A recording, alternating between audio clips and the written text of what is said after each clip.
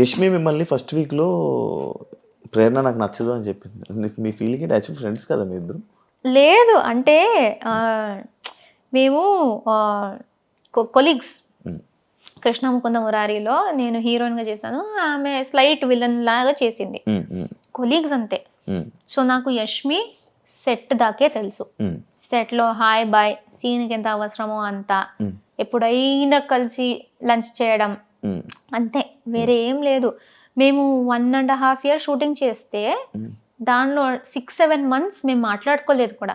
చిన్న గొడవ జరిగి we did not speak. Set లో అసలు చూడం కూడా. అలాంటిది కూడా కాదు,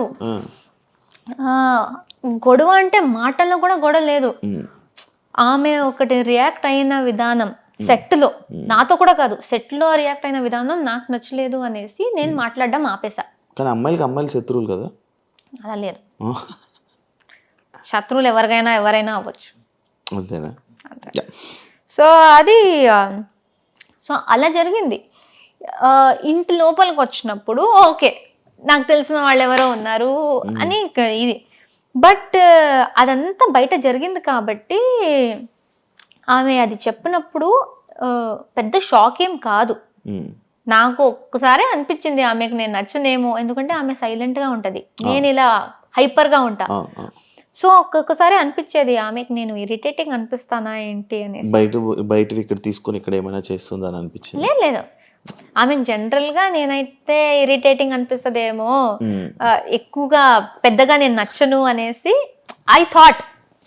బట్ ఆమె అప్పుడు అలా నాకు అస్సలు ఆ అమ్మాయి నచ్చదు కూడా అని ఓపెన్ గా చెప్పినప్పుడు ఇలా బ్రేక్ అయినట్టు అనిపించింది, ఒక झटका లాగా, ఒక స్లాప్ ఇచ్చినట్టు. అప్పుడు దట్ వాజ్ ద మూమెంట్. నేను ఐ థాట్ ఓకే, ఈ హౌస్ లో ఆ రోజే, ఆ సెకండ్ డేనే ఐ థాట్ ఈ హౌస్ లో ఎవరితో అయినా కలిసి బాగా ఉండు, కానీ ఎవరు నీ కోసం ఉండరు, అదొకటి గుర్తుపెట్టుకొని నాకు చెప్పాను. ఎవరితో ఎంతలో ఉండాలి అంతలో అంతే. సో ఆ సెకండ్ డేనే నాకు ఆ రియలైజేషన్ వచ్చేసింది. సో అప్పటి నుంచి నేను సిచ్యుయేషన్స్ బట్టి ఐ వాజ్ బాగా బాండ్ అవుతూ ఉంటే బాగా బాండ్ అవుతూ ఉంటా. లేకపోతే గొడవలు వస్తే ఐ విల్ లైక్ ఏదైనా నచ్చకపోతే నేను చెప్పేస్తా, అంత హ్యాపీగా ఉంటే హ్యాపీగా ఉంటా. వేరే ఈ టాపిక్, యాక్చువల్లీ స్టేజ్ మీదకి మీరు వెళ్ళేటప్పుడు రష్మిక మీ ఫ్రెండ్ అని చెప్పి చెప్పడం జరిగింది. ఎందుకు చెప్పారు? యాక్చువల్ ఆ టాపిక్ ఎందుకు వచ్చింది, రష్మిక ఫ్రెండ్ ప్రేరణ అనేసి? లైక్ ఓటింగ్ గురించా, లేకపోతే ఎందుకు చెప్పింది ప్రేరణ? నాకు అస్సలు రష్మిక మ్యాటర్ వచ్చిందే నచ్చలేదు.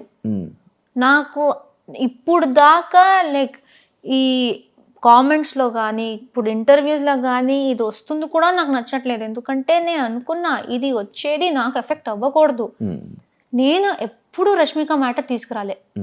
నేను ఫస్ట్ ఇంట్రొడక్షన్లోనే ఎవరు నాగ్ సార్కి టీంకి చెప్పారో తెలీదు, కానీ ఆయన అది అడుగుతారు కూడా అని నాకు తెలీదు, ఎక్స్పెక్ట్ చేయలే. నీకు ఒక సెలబ్రిటీ ఫ్రెండ్ ఉంది కదా అని అడిగేశారు. నాకు రియలైజ్ కూడా కాలేదు ఎవరనేసి. అండ్ నాకు ఇప్పుడు గుర్తులేదు ఆయన చెప్పింది, ఆయననే రష్మిక పేరు చెప్పారా లేకపోతే నేను చెప్పానా తెలీదు. మీరు చెప్పారు పేరు, ఆయన అడిగారు, జస్ట్ క్వశ్చన్ అడిగారు. ఆయన నాకు ఆమె గురించి అడిగారు. సో చాలా పెద్ద సెలబ్రిటీ, చాలా మంది తెలుసారంటే చాలా పెద్ద సెలబ్రిటీ మా ఇండస్ట్రీలో, నీకు ఆమె తెలుసు అన్నారు. అప్పుడు నాకు ఫ్లాష్ అయింది, రష్మిక. సో అది ఆయనకు ఎవరు దాని గురించి చెప్పారో తెలీదు. అండ్ అప్పటి నుంచి స్టార్ట్ అయిపోయింది ప్రతి ఒక్కరు దాని గురించి అడగడం. And I don't like it, ఎందుకంటే అది ఇలాంటి ఆమె ఇప్పుడు ఏ స్టేజ్కి వెళ్ళిపోయిందో, ఇప్పుడు బిగ్ బాస్ సంబంధించిన దాంట్లో ఈజీగా ఎవరైనా మిస్అండర్స్టాండ్ చేసుకోవచ్చు. రష్మిక గురించి మాట్లాడుతుంది అంటే పాపులారిటీ కోసమా అనేసి. నాకు అసలు వద్దు ఇది. నేను ఇప్పుడు కూడా వేరే ఇంటర్వ్యూ వాళ్ళు వస్తే రష్మిక గురించి ఏమైనా క్వశ్చన్ ఉంటే ప్లీజ్ నన్ను అడగకండి, ఎందుకంటే చాలా అయిపోతుంది. నేను మాట్లాడేది నా గురించి చాలా ఉంది. సో ఇది ఒకటి అడ్డం పెట్టుకుని మాట్లాడే అవసరం అదే మీరు లోపలికి వెళ్ళేటప్పుడు ఆ సిచ్యువేషన్ లో ఎందుకు చెప్పింది, మళ్ళీ వీళ్ళిద్దరు రూమ్మేట్స్ అంట, దీని గురించి అది ఇప్పుడు ఇది ఆయన క్వశ్చన్ bold. అడగకపోతే నాకు ఎక్కడి నుంచి వస్తుంది? అవును. సో వాళ్ళు అది ఎందుకు క్రియేట్ చేశారు? ఇప్పుడు Actually సూర్య గారు తెలియదు వస్తే కూడా అవును. సూర్య గారు వచ్చారు, ఉమ్. ప్రతి ఒక్కరి గురించి వాళ్ళు ఇంట్రొడక్షన్ ఇచ్చారు. వీళ్ళు యూట్యూబ్ చేస్తారు, వీళ్ళు డాన్స్ చేస్తారు. నా మీద వచ్చినప్పుడు ఈమె రష్మిక చైల్డ్హుడ్ ఫ్రెండ్ అన్నారు. ఉమ్. అసలు అప్పటి కూడా అనుకున్నా, అరే ఎందుకు అక్కడ ఎందుకు అది చెప్తున్నారు అనేసి. ఉమ్. సో అది చాలా పాయింట్స్లో అరే అవసరం లేదు కదా అనే పాయింట్స్లో కూడా దాని గురించే మాట్లాడారు. సో ఐ డోంట్ నో, అంతే. నాకు నేను మాట్లాడాలనుకోరా ఇప్పుడు? అనుకున్నా అది వస్తూనే ఉంటది ఆ టాపిక్, అది వస్తూనే ఉంటది. ఎందుకంటే అది పెద్దది. ఇంకా ఇక్కడి నుంచి అది కంటిన్యూ అవుతుంది. ఏం చేస్తారు మరి? ఇగ్నోరా? అంతే, ఇలా ఇగ్నోర్ నవ్వేసి అలా తెలిసేయడం. హౌస్లో ఎవరిని బ్లాక్ చేసుకోవాలి, ఎవరిని ఫ్రెండ్ చేయాలి అని అన్న సిచ్యువేషన్లో వస్తే అందరినీ ఫ్రెండ్ చేసుకొని సోనియాని మాత్రం అలాంటి పర్సన్ నా లైఫ్లో వద్దు ఇది అని చెప్పి మీరు చెప్పడం జరిగింది. కానీ మీరు సోనియా పెళ్ళికి వెళ్ళారు, ఎలా ఇది నాకు అర్థం కాల. నేను ఫస్ట్ ఆఫ్ ఆల్ వాళ్ళు మాకు చెప్పింది ఏంటంటే, మీరు ఫాలోలో మినిమం ఒకటి పెట్టేసి ఎంతమైందనే పెట్టొచ్చు, బ్లాక్ లో 100% ఖచ్చితంగా ఒక్క ఉండాలి అని చెప్పారు. అండ్ బిగ్ బాస్ చెప్పిన మాట ఏంటంటే, మీరు ఎవరిని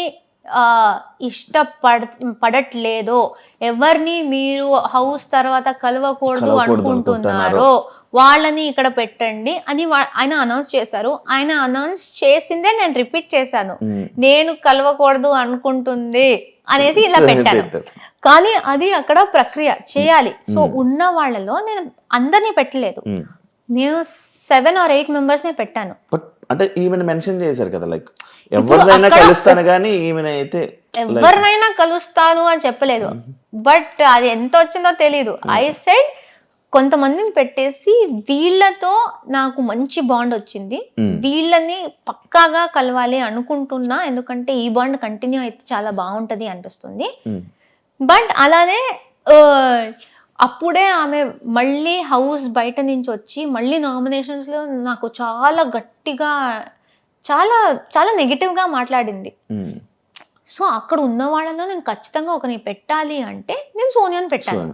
అండ్ చెప్పేది కూడా బిగ్ బాస్ ది వాయిస్ దే నేను క్యాచ్ చేసి అదే విధంగా చెప్పాను కాబట్టి ఇట్ వాస్ లైక్ నేను పుడికి కలవను ఈ అమ్మాయినే అనేసి ఉంది. దాని తర్వాత బయటికి వచ్చాక ఇప్పుడు ఫినాలే వచ్చి నేను సోనియాది ఇమిటేషన్ చేశాను స్టేజ్ మీద నాగ్ సార్తో, సోనియాతో మాట్లాడాను, అదంతా ఓకే. పెళ్లి గురించి తెలిసింది.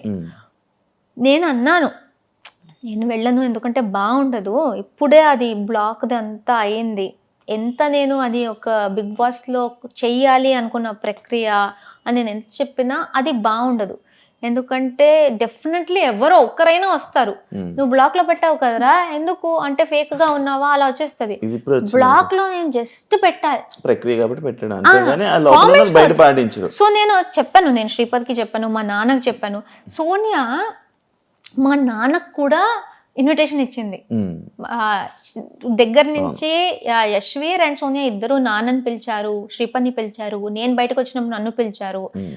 అది బ్లాక్ గురించి టెలికాస్ట్ అయిన తర్వాత కూడా సోనియా నాకు పర్సనల్ గా మెసేజ్ చేసి ప్లీజ్ పెళ్ళికి రా, నీకు వీలైతే రా, నువ్వు శ్రీపద్ రా అన్నారు.